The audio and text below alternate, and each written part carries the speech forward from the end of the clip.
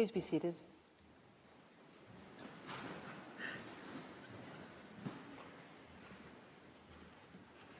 The sitting is open. The court meets today pursuant to Article 58 of its statute and Article 94 of its rules to read out in open court its judgment on the preliminary objections raised by the Russian Federation in the case concerning allegations of genocide under the Convention on the Prevention and Punishment of the Crime of Genocide, Ukraine versus Russian Federation, 32 states intervening. For reasons made known to me, Judge Robinson, who duly participated in the deliberation and the final vote in this case, is unable to sit with us today.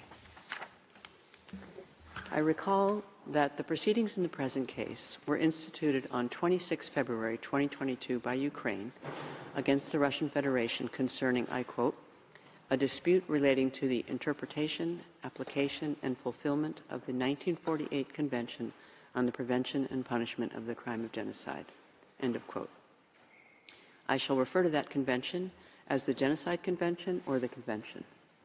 I further recall that by an order dated 5 June 2023, the court decided that the declarations of intervention under Article 63 of the statute submitted by 32 states were admissible at the preliminary objection stage of the proceedings, insofar as they concerned the construction of Article 9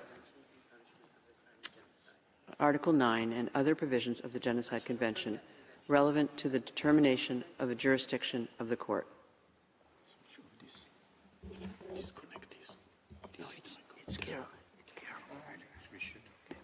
In accordance In accordance with the usual practice, I shall not read out the introductory paragraphs of the judgment, which set out the main elements in the procedural history of the case. I shall also omit some paragraphs and summarize others. I shall therefore begin reading the judgment at paragraph 29. The full text of the judgment will, of course, be available at the close of the sitting. The court first recalls the general background of the case. In the spring of 2014, an armed conflict erupted in the Donbas region of eastern Ukraine between Ukrainian armed forces and forces linked to two entities that refer to themselves as the Donetsk People's Republic, or DPR, and the Luhansk People's Republic, or LPR.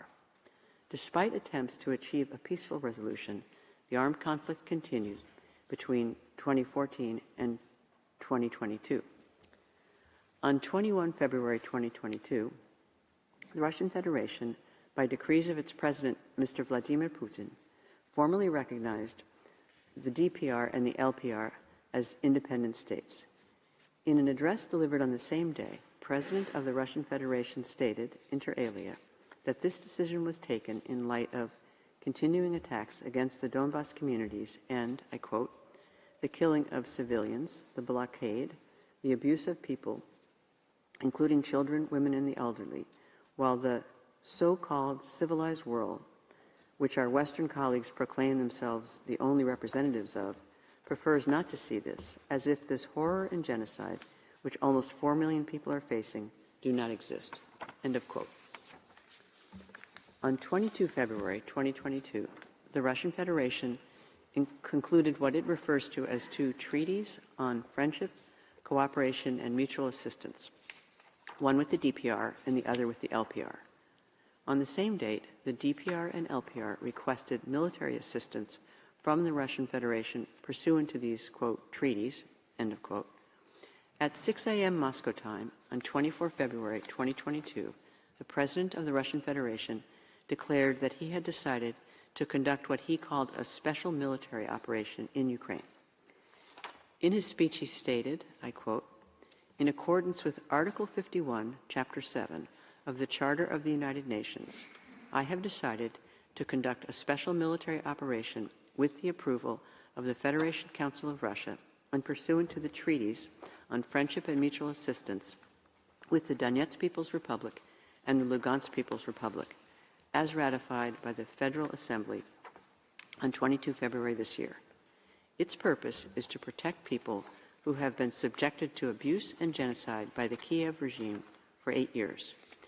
And to this end, we will seek the demilitarization and the denazification of Ukraine, as well as the prosecution of those who have committed numerous bloody crimes against civilians, including citizens of the Russian Federation. End of quote. This special military operation was launched early in the morning on the same day. By a letter dated 24 February 2022, the permanent representative of the Russian Federation to the United Nations forwarded to the Secretary General of the United Nations the text of the address of the President of the Russian Federation of the same date, explaining that this address informed the citizens of Russia of the measures taken in accordance with Article 51 of the Charter of the United Nations in exercise of its right to self-defense.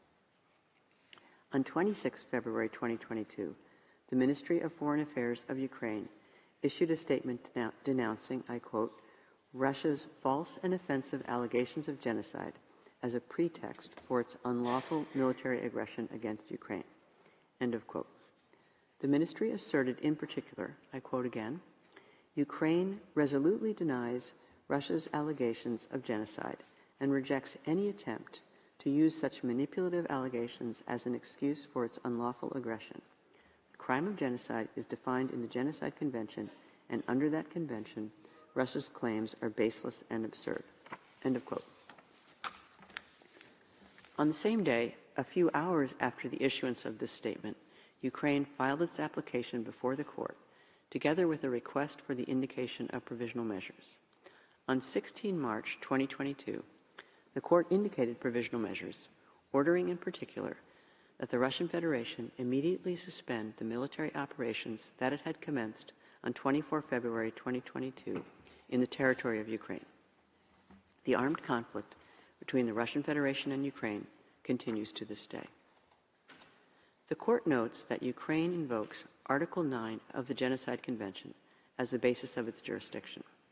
This provision reads as follows, I quote, disputes between the contracting parties relating to the interpretation, application, or fulfillment of the present convention, including those relating to the responsibility of a state for genocide or any of the other acts enumerated in Article 3 shall be submitted to the International Court of Justice at the request of any of the parties to the dispute." End of quote.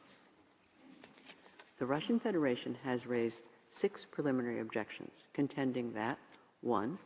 The court lacks jurisdiction as there was no dispute between the parties under the Genocide Convention at the time of the filing of the application. 2. The court lacks jurisdiction ration materiae. 3. Ukraine made new claims in the memorial, and these should be found inadmissible. 4. Ukraine's claims are inadmissible as the court's potential judgment would lack practical effect. 5. Ukraine's request for a declaration that it did not breach its obligations under the convention is inadmissible. And 6. Ukraine's application is inadmissible as it constitutes an abusive process. The court starts by considering the first preliminary objection, which concerns the existence of a dispute.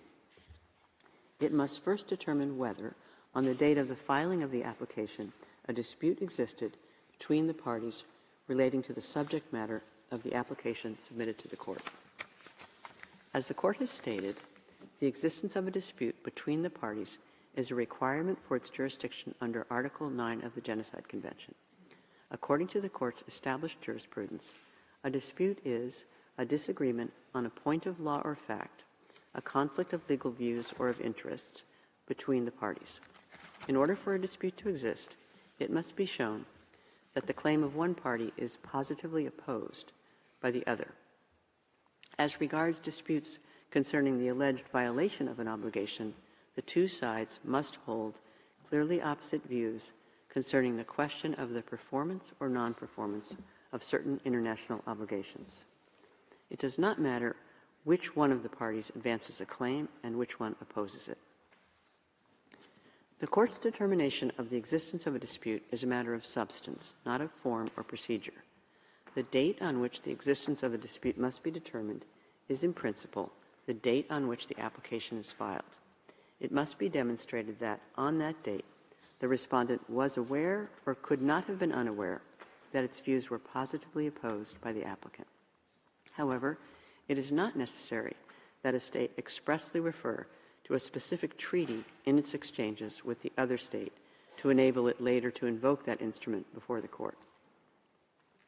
Nor is it always necessary for the respondent to have expressly opposed the claims of the applicant, since the silence of the respondent may be sufficient in certain circumstances for the court to infer the existence of a dispute. The court observes that there was, on the date of the filing of the application, a disagreement on the question whether genocide attributable to Ukraine had been or was being committed in the eastern part of its territory.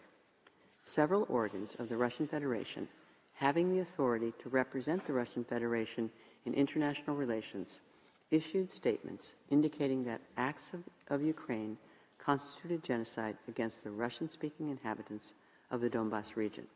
The President of the Russian Federation declared in his address of 21 February 2022, which coincided with that state's recognition of the DPR and LPR, that 4 million people living in the eastern region of Ukraine were victims of genocide.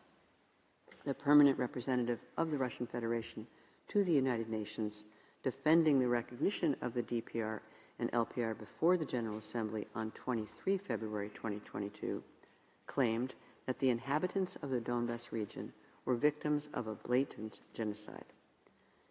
In his address of 24 February 2022, the President of the Russian Federation claimed that the purpose of what he called the special military operation was, I quote, to protect people who have been subjected to abuse and genocide by the Kiev regime for 8 years.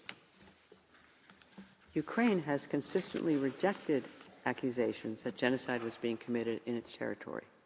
The Ukrainian authorities had already, in the years before the launch of the so-called special military operation, denounced the activities of the Investigative Committee of the Russian Federation, which was charged, inter alia, with investigating alleged acts of genocide committed in the Donbas region as having no serious basis. In this context, as early as 2014, the Prosecutor General's Office of Ukraine initiated criminal proceedings against certain Russian officials who were members of the committee.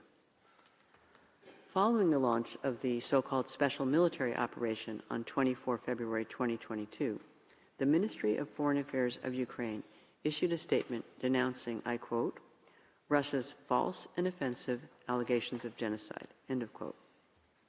The Russian Federation could therefore not have been unaware that the applicant categorically rejected the allegations that it had committed genocide. Furthermore, Ukraine denounced the use of force by the Russian Federation denounced the use by the Russian Federation of allegations of genocide against it as a pretext for justifying what it called an unlawful aggression, stating that such baseless allegations were, I quote, an insult to the Genocide Convention itself and the international community's relentless efforts in preventing and punishing the world's most egregious crime, end of quote. Even though this statement was issued only shortly before the institution of proceedings, it is clear that the Russian Federation knew at that time that its views were positively opposed by Ukraine, which was accusing it of acting unlawfully by using the convention as a pretext to justify its actions against Ukraine. In the specific circumstances of the case, the court considers that Ukraine could seize it without further delay. The court concludes that on the date of the application, a dispute existed between the parties on the question whether the acts of genocide attributable to Ukraine were rejected.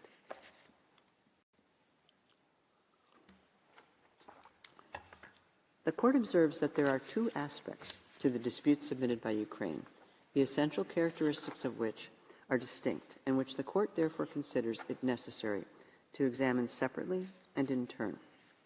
The first aspect of the dispute arises from Ukraine's request that the court declare that, contrary to the allegations of the respondent, the applicant has not committed genocide. By such a request, Ukraine does not seek to invoke the international responsibility of the Russian Federation for an internationally wrongful act attributable to that state. It seeks a judicial finding that it has itself not committed wrongful acts that the Russian Federation has, falsely in Ukraine's view, imputed to it in public statements. The second aspect of the dispute arises from Ukraine's requests that the court find that the Russian Federation has acted unlawfully with respect to the Genocide Convention. The court notes that this second aspect of the dispute is fundamentally different in nature from the first.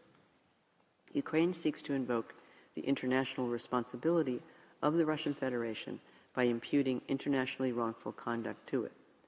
The claims for reparations submitted by Ukraine are part of that second aspect. In view of the foregoing, the court addresses in turn the two aspects of the dispute thus described and examines, in respect of each aspect as necessary, the questions of jurisdiction and admissibility raised by the preliminary objections of the Russian Federation. The court then considers the preliminary objections in relation to the first aspect of the dispute. It starts by noting that during the oral proceedings, the Russian Federation stated that its second preliminary objection, in which it contends that Ukraine's claims must be dismissed because the court lacks jurisdiction ration materiae under Article 9 of the Genocide Convention, does not concern the first aspect of the dispute. The court sees no reason to call into question its jurisdiction to entertain the first aspect of the dispute. It thus examines this objection only in relation to the second aspect of the dispute in a later part of the judgment. The court next turns to the third preliminary objection, whereby the Russian Federation contends that Ukraine's claim in the memorial is manifestly different from the one advanced in the application, and that it is therefore inadmissible. The court recalls its well-settled jurisprudence on the subject of additional or amended claims formulated in the course of proceedings. The court has declared that additional or amended claims formulated in the course of proceedings are inadmissible if they would transform the subject matter of the dispute originally brought before the court under the terms of the application. In this respect, the memorial, although it may elucidate the terms of an application, must not go beyond the limits of the claim as set out therein. an additional or amended claim is not inadmissible ipso facto. The decisive consideration is the nature of the connection between the claim presented in the memorial and the one formulated in the application. The Court has identified two criteria for assessing whether the required connection exists. Either the additional or amended claims must be implicit in the application, or they must directly arise out of the question which is the subject matter of the application.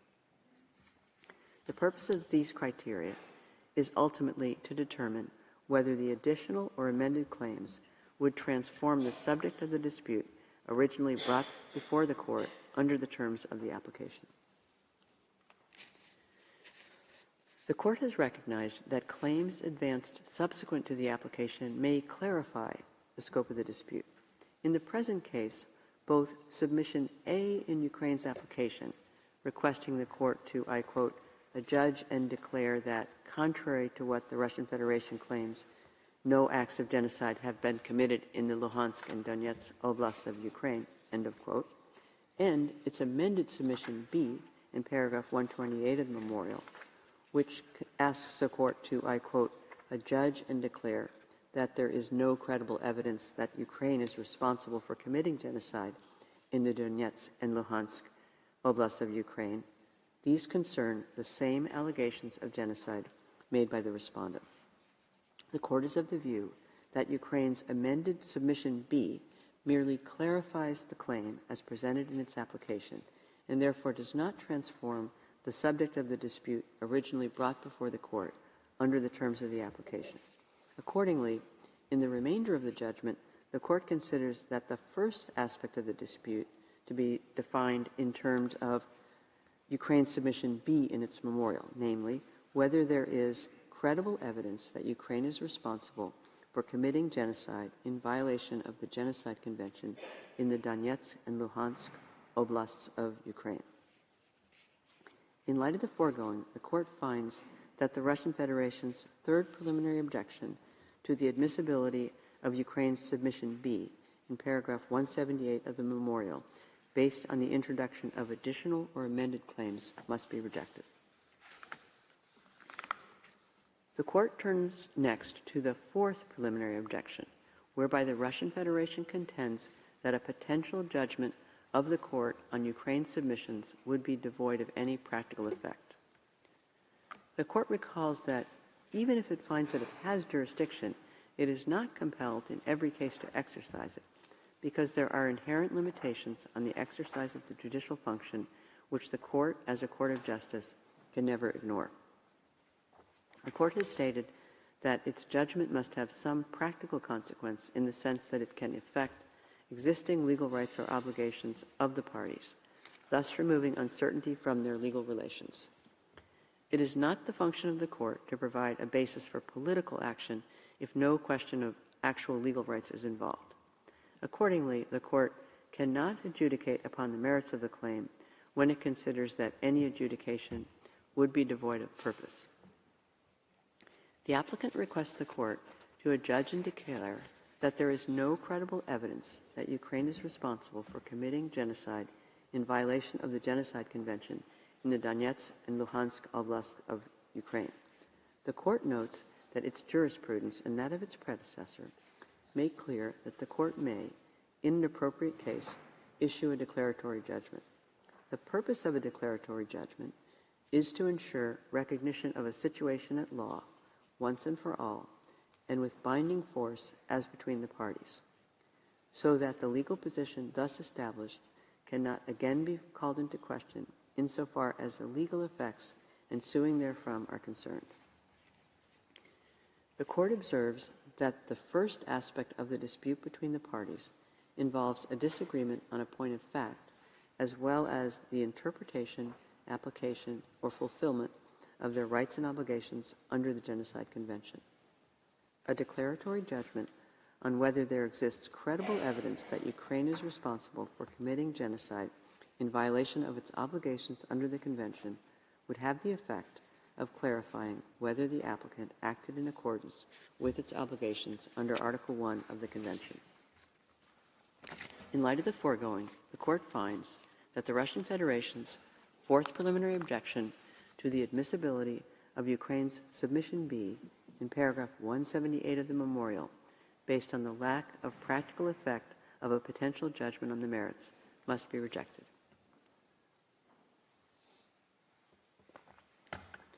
In its fifth preliminary objection, to which the Court next turns, the Russian Federation contends that Ukraine's request for a declaration that the applicant did not breach its obligations is inadmissible. The Russian Federation argues that Article 9 of the Genocide Convention was not intended to cover such requests.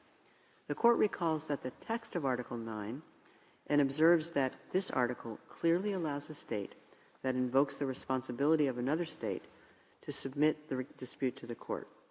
The question before the Court is whether Article 9 precludes the possibility for a state to seek a declaration that it is not responsible for committing genocide in violation of its obligations under the Convention. The Court has considered the phrase, including those disputes relating to the responsibility of a state for genocide, to be an unusual feature of Article 9, pointing out that, according to the English text of the Convention, the responsibility contemplated is the responsibility for genocide, not merely responsibility for failing to prevent or punish genocide. The Court has also noted the exceptional inclusion of the term fulfillment in Article 9. Moreover, Article 9 specifies that disputes relating to the interpretation, application, or fulfillment of the Convention include disputes relating to the responsibility of a state for genocide, and provides that any of the state's parties to the dispute may submit a dispute to the Court. In light of these elements, the Court considers that Article 9 does not preclude the possibility for a state to seek a declaration that it is not responsible for committing genocide in violation of the Convention. The respondent further argues that Ukraine's Submission B is incompatible with the judicial function of the Court. The Russian Federation contends that by ruling on Ukraine's Submission B, the Court would be acting as an interim fact-finding body while criminal investigations are ongoing. In the Court's view, to address Ukraine's Submission B, it would have to make findings of fact in light of the evidence presented by the parties, and then apply the provisions of the Genocide Convention to the facts it has established. The Court considers that it is an integral part of the judicial function to establish the facts in light of the evidence presented and apply the provisions of the Genocide Convention to the established facts. Accordingly, the Court finds that the reasons advanced by the respondent cannot support the argument that Ukraine's Submission B is incompatible with the judicial function of the Court. Finally, the respondent argues that Ukraine's Submission B contradicts the principles of judicial propriety and the equality of parties.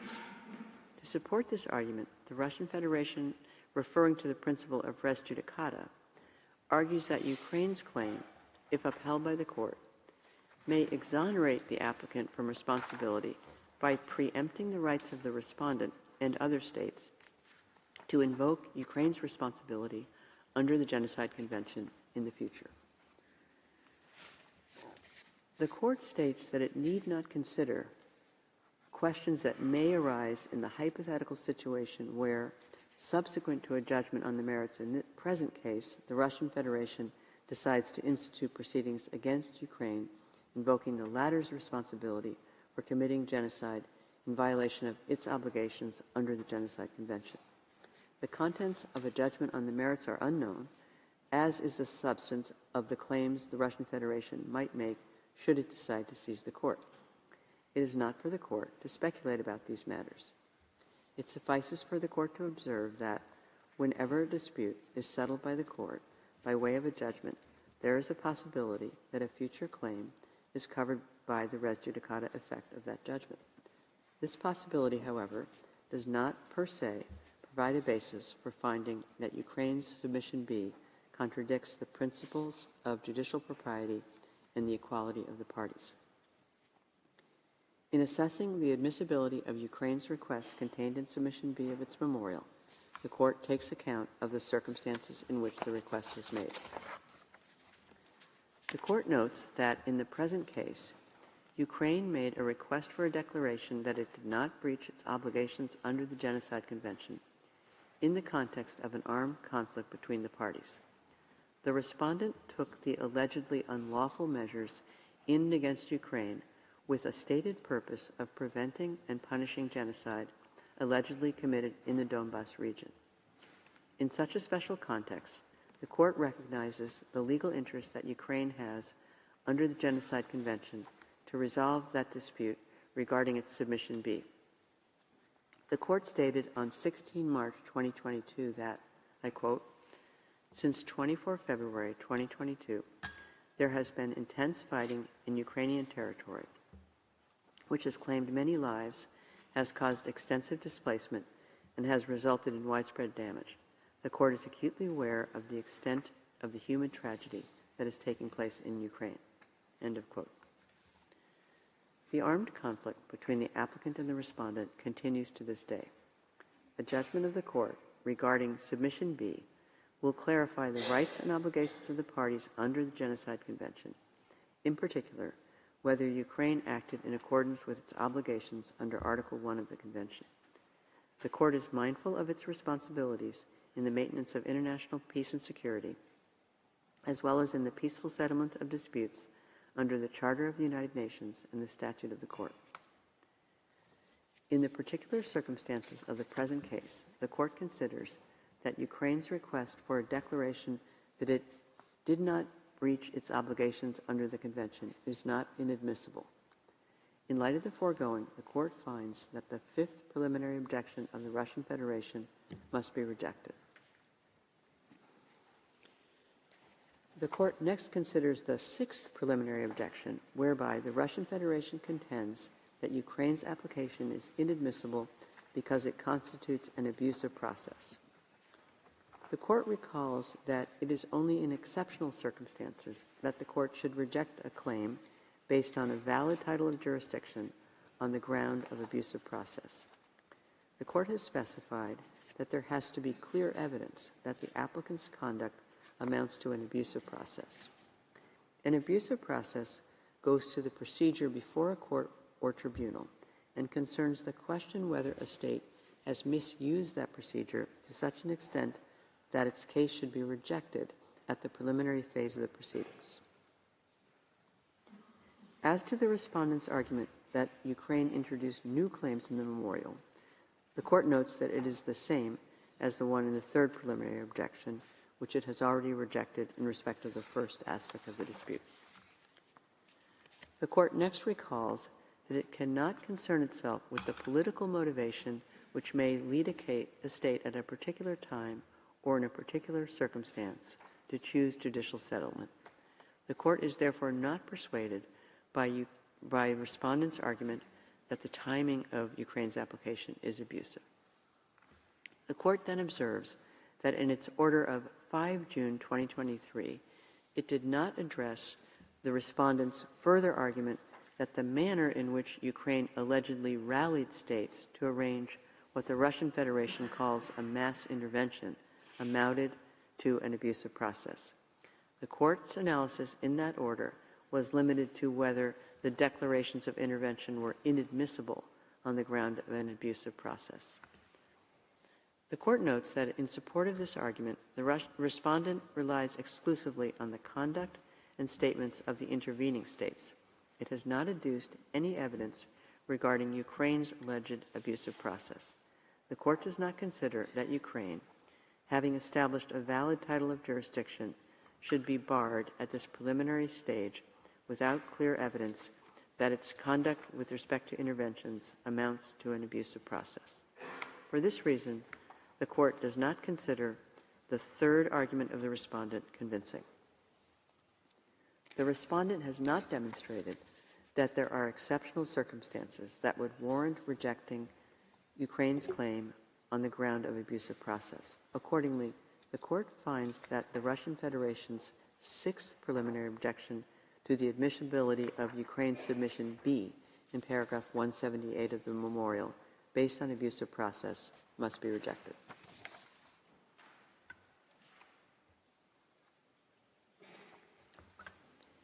Having addressed the preliminary objections of the Russian Federation in relation to the first aspect of the dispute, the Court turns to the second aspect of the dispute. The Court notes that in subparagraphs C and D of paragraph 178 of its memorial, Ukraine requests the Court to, I quote, C, adjudge and declare that the Russian Federation's use of force in and against Ukraine, beginning on 24 February 2022, violates Articles 1 and 4 of the Genocide Convention, and D, adjudge and declare that the Russian Federation's recognition of the independence of the so-called Donetsk People's Republic and Luhansk People's Republic on 21 February 2022 violates Articles 1 and 4 of the Genocide Convention. End of quote. These submissions differ in their formulation from those in the application, in which Ukraine asks the Court to find, I quote, that the Russian Federation cannot lawfully take any action under the Genocide Convention in or against Ukraine aimed at preventing or punishing an alleged genocide on the basis of its false claims of genocide in the Luhansk and Donetsk oblasts of Ukraine. End of quote. To declare that the Russian Federation's recognition of the two, quote, so-called, close quote, republics was based on a false claim of genocide and therefore had no basis in the Genocide Convention, and to make a similar declaration regarding the special military operation conducted by the Russian Federation from 24 February 2022. The Court considers that it must first examine the question of the admissibility of the submissions in the memorial raised by the third preliminary objection of the Russian Federation. In light of the answer to that question, it will then consider whether the submissions related to the second aspect of the dispute fall within its jurisdiction, ratio materiae. In its third preliminary objection, the Russian Federation contends that the submissions in paragraph 178, subparagraphs C and D, of Ukraine's memorial are inadmissible because they differ from the claims in the application to the point that they change the nature of the dispute submitted to the Court. The Court observes that the wording of the claims presented by Ukraine in its application with regard to the second aspect of the dispute is certainly not identical to that of the claims set out in the memorial. It is true, as the Russian Federation points out, that none of the claims in the application refers specifically to Article 1 and 4 of the Convention, nor is there an explicit assertion that the Russian Federation violated its obligations under the Convention. By contrast, the submissions at the end of the memorial contain the explicit allegation that the actions of the Russian Federation violate the Convention and specify that, in Ukraine's view, the provisions violated are those of Articles 1 and 4 of the Convention. However, a difference in wording is not in itself decisive.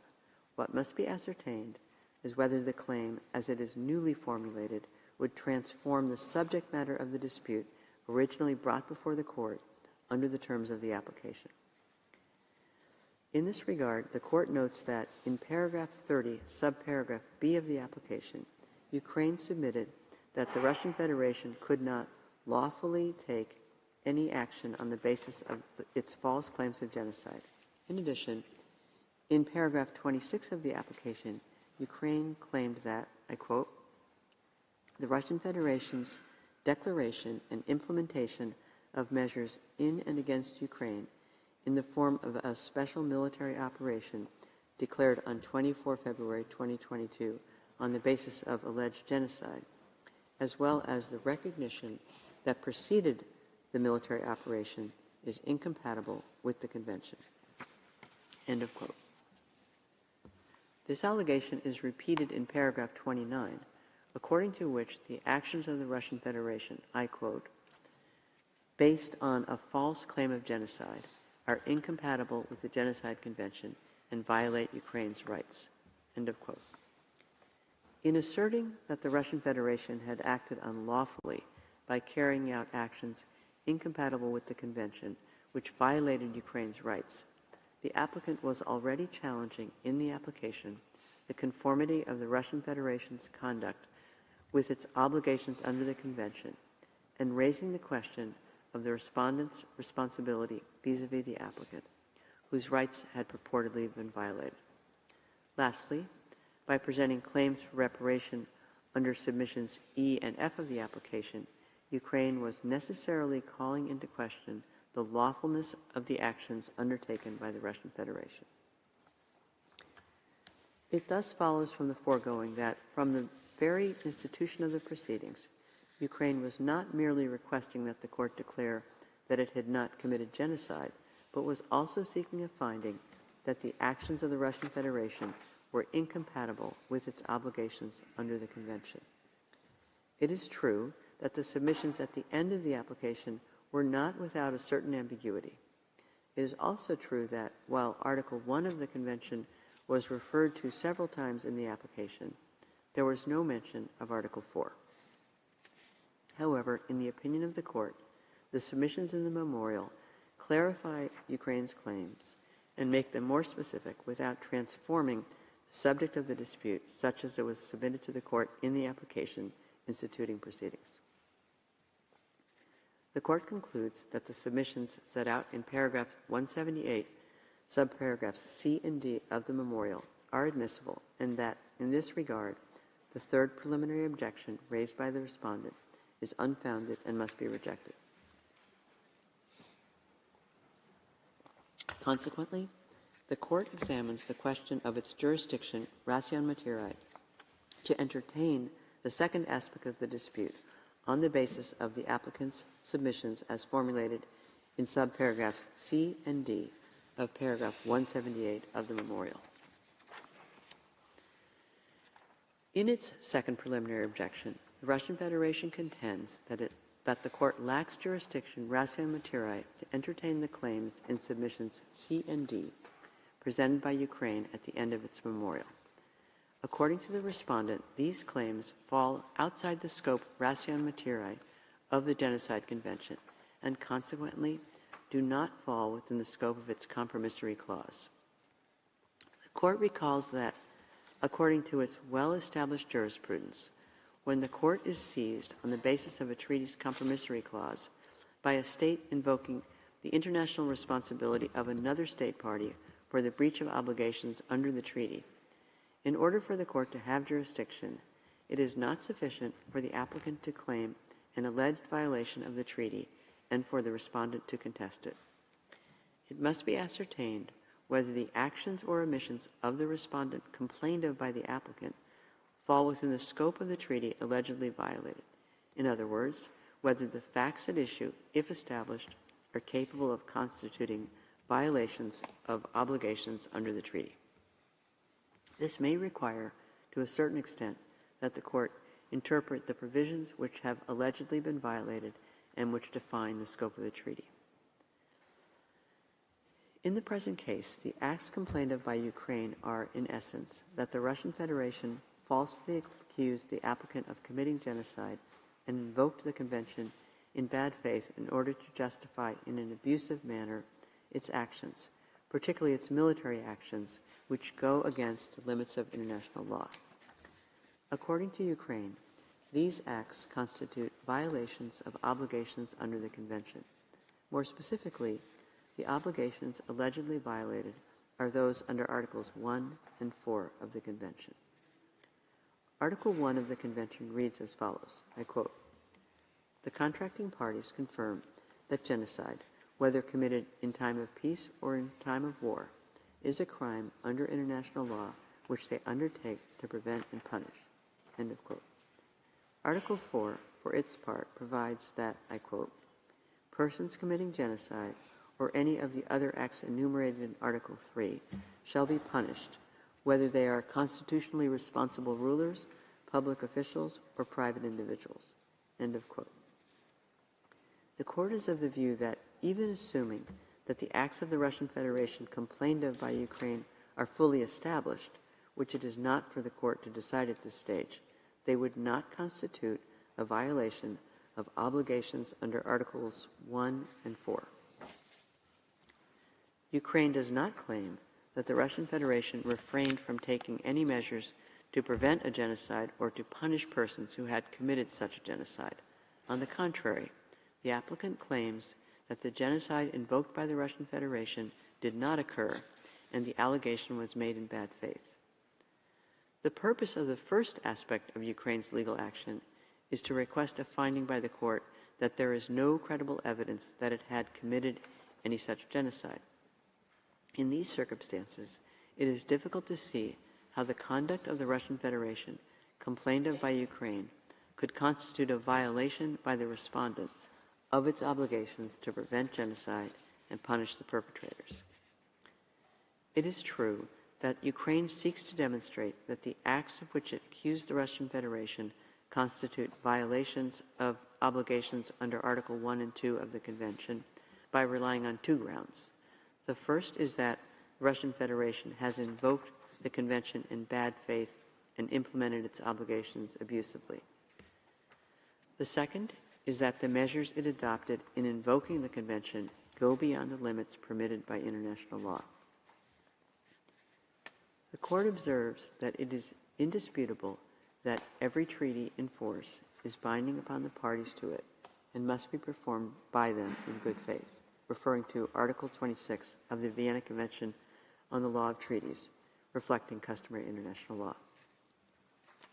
More generally, the Court has recalled on a number of occasions that the principle of good faith is a well-established principle of international law and one of the basic principles governing the creation and performance of legal obligations.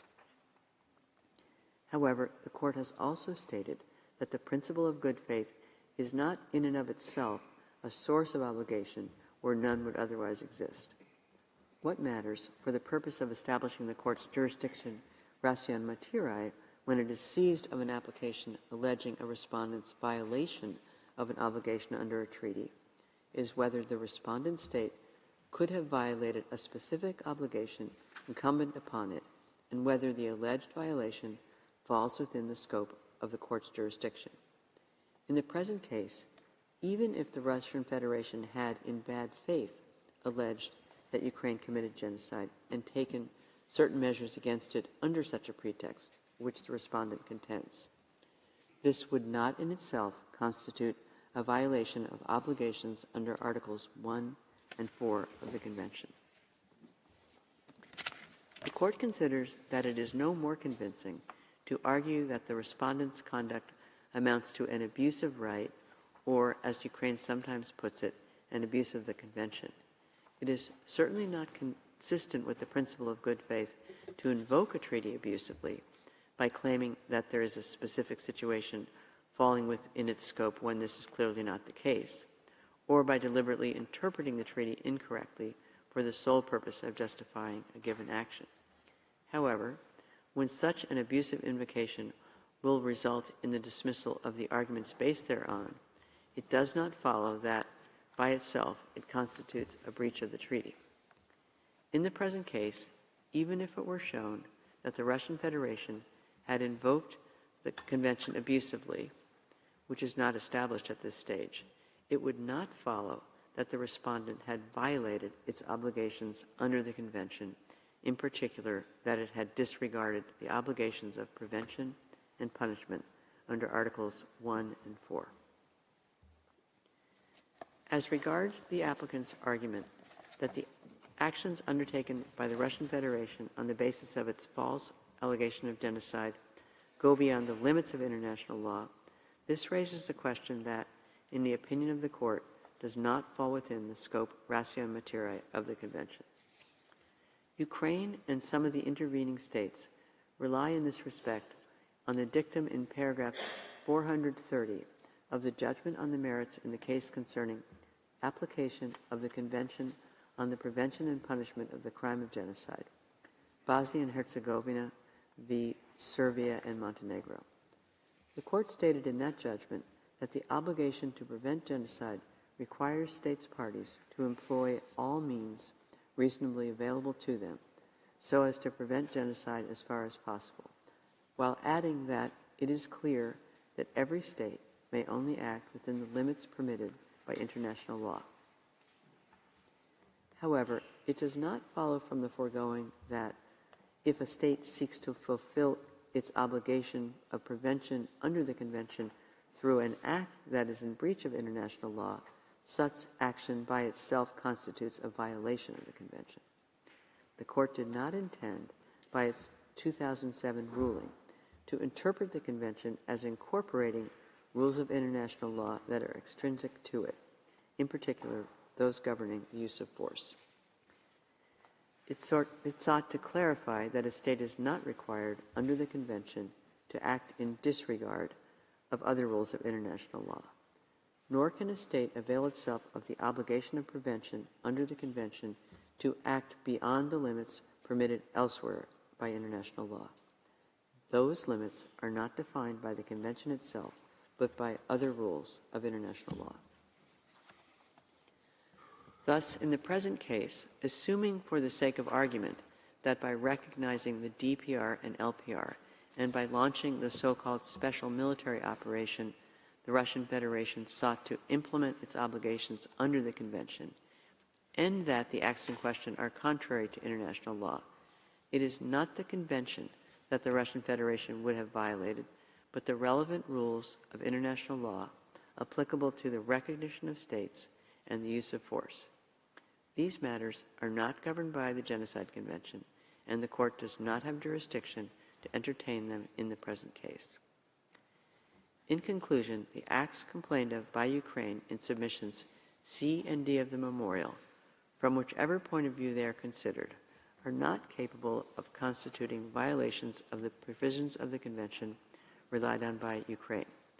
These acts do not fall within the provisions of the Genocide Convention, and consequently, submissions C and D, which constitute the second aspect of the dispute brought before the Court by Ukraine, fall outside the scope of the compromissory clause of Article 9. It follows that the second preliminary objection raised by the Russian Federation must be upheld. In view of the foregoing, it is not necessary for the Court to examine the other objections raised by the Russian Federation inasmuch as they relate to the second aspect of the dispute.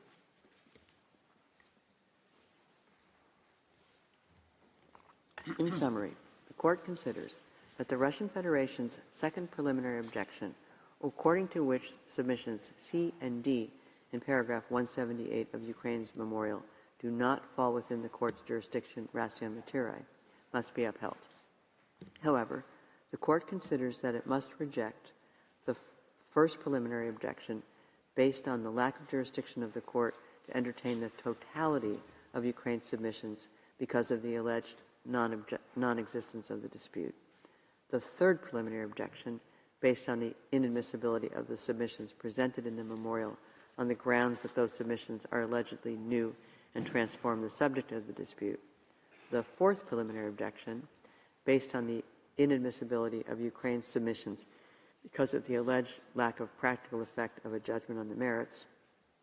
The fifth preliminary objection, based on the inadmissibility of a request for a declaration that the applicant did not breach its obligations under the Convention. And the sixth preliminary objection, based on the inadmissibility of the application on the ground that it allegedly constitutes an abusive process. It follows from the foregoing that submissions C and D in paragraph 178 of Ukraine's memorial do not fall within the jurisdiction of the Court, and that the Court may not deal with them on the merits, while submission B in paragraph 178 of Ukraine's memorial does fall within the jurisdiction of the Court, and the claim contained therein is admissible. At the next stage of the proceedings, the Court will therefore examine this claim on the merits. The Court recalls, as it has on several occasions in the past, that there is a fundamental distinction between the question of the acceptance by states of the Court's jurisdiction and the conformity of their acts with international law. States are always required to fulfill their obligations under the Charter of the United Nations and other rules of international law. Whether or not they have consented to the jurisdiction of the Court, states remain responsible for acts attributable to them that are contrary to international law. I shall now read out the operative part of the judgment. For these reasons, the Court, by 15 votes to 1, rejects the first preliminary objection raised by the Russian Federation. In favor, President Donahue, Judges Tomka, Abraham, Benuna, Yusuf, Shway, Sebatinde, Bandari, Robinson, Salam, Iwasawa, Nolte, Charlesworth, Brandt, Judge Ad hoc Dode. Against, Vice President Gevorgian. 2, by 12 votes to 4, upholds the second preliminary objection raised by the Russian Federation, which relates to submissions C and D in paragraph 178 of the Memorial of Ukraine. In favor, Vice President Gevorgian, Judges Tomka, Abraham, Benuna, Yusuf, Shway, Bandari, Salam, Iwasawa, Nolte, Brandt, Judge Ad hoc Dode. Against, President Donahue, Judges Sebatinde, Robinson, Charlesworth. 3, by 15 votes to 1, rejects the third preliminary objection raised by the Russian Federation relating to submission B in paragraph 178 of the Memorial of Ukraine. In favor, President Donahue, Judges Tomka, Abraham, Benuna, Yusuf, Shway, Sebatinde, Bandari, Robinson, Salam, Iwasawa, Nolte, Charlesworth, Brandt, Judge Ad hoc Dode.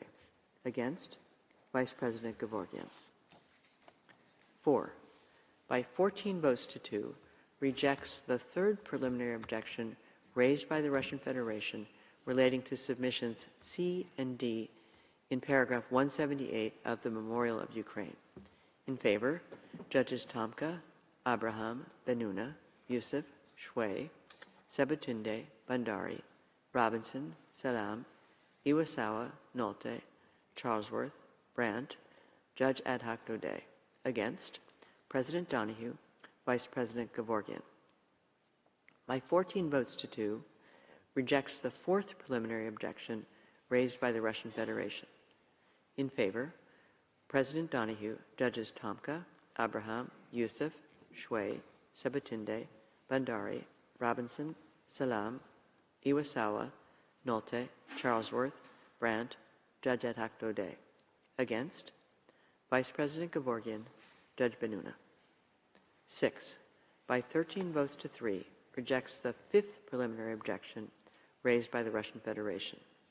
In favor, President Donahue, Judges Tomka, Yusuf, Shway, Sebatinde, Bandari, Robinson, Salam, Iwasawa, Nolte, Charlesworth, Brandt, Judge Ad hoc Dode. Against, Vice President Gevorgian, Judges Abraham, Benuna. 7, by 15 votes to 1, rejects the sixth preliminary objection raised by the Russian Federation. In favor, President Donahue, Judges Tomka, Abraham, Benuna, Yusuf, Shway, Sebatinde, Bandari, Robinson, Salam, Iwasawa, Nolte, Charlesworth, Brandt, Judge Ad hoc Dode. Against, Vice President Gevorgian.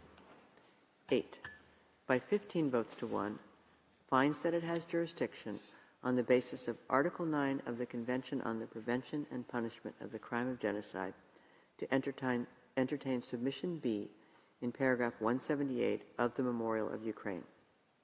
In favor, President Donahue, Judges Tomka, Abraham, Benuna, Yusuf, Shway, Sebatinde, Bandari, Robinson, Salam, Iwasawa, Nolte, Charlesworth, Brandt, Judge Ad hoc Dode. Against, Vice President Gevorgian. 9, by 13 votes to 3, finds that submission B in paragraph 178 of the Memorial of Ukraine is admissible. In favor, President Donahue, Judges Tomka, Yusuf, Shway, Sebatinde, Bandari, Robinson, Salam, Iwasawa, Nolte, Charlesworth, Brandt, Judge Ad hoc Dode. Against, Vice President Gevorgian, Judges Abraham, Benuna. I shall now call on the Registrar to read the operative part of the judgment in French. Par ces motifs, la Cour, 1. Par 15 voix contre 1, rejette la première exception préliminaire soulevée par la Fédération de Russie pour Madame Donoyou, présidente, Messieurs Tomka, Abraham, Benouna, Youssouf, Mesdames Choué, Sebutinde, Messieurs Bandari, Robinson, Salam, Iwasawa, Nolte, Madame Charlesworth, Monsieur Brandt, juge, Monsieur Daudet, juge ad hoc. Contre, Monsieur Gevorgyan, vice-président. 2. Par 12 voix contre 4. Retient la deuxième exception préliminaire soulevée par la Fédération de Russie qui se rapporte aux conclusions figurant au point C et D du paragraphe 178 du mémoire de l'Ukraine.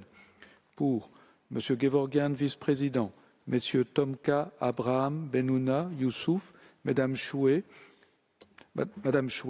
Messieurs Bandari, Salam, Iwasawa, Nolte, Brandt, juge, Monsieur Daudet, juge ad hoc. Contre, Madame Donoyou, présidente, Madame Sebutinde, Monsieur Robinson, Madame Charlesworth, juge. 3. Par 15 voix contre 1. Rejette la troisième exception préliminaire soulevée par la Fédération de Russie relativement au chef de conclusion figurant au point B du paragraphe 178 du mémoire de l'Ukraine.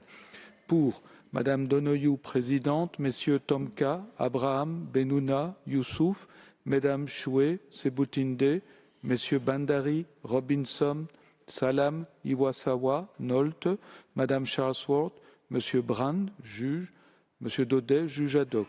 Contre, Monsieur Gevorgyan, vice-président. 4. Par 14 voix contre 2. Rejette la troisième exception préliminaire soulevée par la Fédération de Russie relativement aux conclusions figurant au point C et D du paragraphe 178 du mémoire de l'Ukraine. Pour Messieurs Tomka, Abraham, Benouna, Youssouf, Mesdames Choué, Sebutinde, Messieurs Bandari, Robinson, Salam, Iwasawa, Nolte, Madame Charlesworth, Monsieur Brand, juge, Monsieur Daudet, juge ad hoc. Contre, Madame Donoyou, présidente, Monsieur Gevorgyan, vice-président. 5. Par 14 voix contre 2. Rejette la quatrième exception préliminaire soulevée par la Fédération de Russie. Pour Madame Donoyou, présidente, Messieurs Tomka, Abraham, Youssouf, Mesdames Choué, Sebutinde, Messieurs Bandari, Robinson, Salam, Iwasawa, Nolte, Madame Charlesworth, Monsieur Brand, juge, Monsieur Daudet, juge ad hoc. Contre, Monsieur Gevorgyan, vice-président, Monsieur Benouna, juge. 6. Par 13 voix contre 3. Rejette la cinquième exception préliminaire soulevée par la Fédération de Russie. Pour Madame Donoyou, présidente, Messieurs Tomka, Youssouf, Mesdames Choué, Sebutinde, Messieurs Bandari, Robinson, Salam, Iwasawa, Nolte, Madame Charlesworth, Monsieur Brand, juge, Monsieur Daudet, juge ad hoc. Contre, Monsieur Gevorgyan, vice-président, Messieurs Abraham, Benouna, juge. 7. Par 15 voix contre 1. Rejette la sixième exception préliminaire soulevée par la Fédération de Russie. Pour Madame Donoyou, présidente, Messieurs Tomka, Abraham, Benouna, Youssouf, Mesdames Choué, Sebutinde, Messieurs Bandari, Robinson, Salam, Iwasawa, Nolte, Madame Charlesworth, Monsieur Brand, juge, Monsieur Daudet, juge ad hoc. Contre, Monsieur Gevorgyan, vice-président. 8. Par 15 voix contre 1. Dit qu'elle a compétence sur la base de l'article 9 de la Convention pour la prévention et la répression du crime de génocide pour connaître du chef de conclusion figurant au point B du paragraphe 178 du mémoire de l'Ukraine. Pour Madame Donoyou, présidente, Messieurs Tomka, Abraham, Benouna, Youssouf, Mesdames Choué, Sebutinde, Messieurs Bandari, Robinson, Salam, Iwasawa, Nolte, Madame Charlesworth, Monsieur Brand, juge, Monsieur Daudet, juge ad hoc. Contre, Monsieur Gevorgyan, vice-président. 9. Par 13 voix contre 3. Dit que le chef de conclusion figurant au point B du paragraphe 178 du mémoire de l'Ukraine est recevable. Pour Madame Donoyou, présidente, Messieurs Tomka, Youssouf, Mesdames Choué, Sebutinde, Messieurs Bandari, Robinson, Salam, Iwasawa, Nolte, Madame Charlesworth, Monsieur Brand, juge, Monsieur Daudet, juge ad hoc. Contre, Monsieur Gevorgyan, vice-président, Messieurs Abraham, Benouna, juge. President Donahue appends a separate opinion to the judgment of the court. Vice President Gevorgian appends a dissenting opinion to the judgment of the court. Judge Tomka appends a declaration to the judgment of the court. Judge Abraham appends a partially dissenting opinion to the judgment of the court. Judge Benuna appends a declaration to the judgment of the court. Judges Sabatinde and Robinson append a joint dissenting opinion to the judgment of the court. Judges Iwasawa and Charlesworth append separate opinions to the judgment of the court. Judge Brandt appends a declaration to the judgment of the court. Judge Ad hoc Daudet appends a separate opinion to the judgment of the court. The text of the judgment is available from today in TypeScript. It will also be available shortly on the court's website. The printed text will be available in the near future. As the court has no further business before it today, I declare the sitting closed.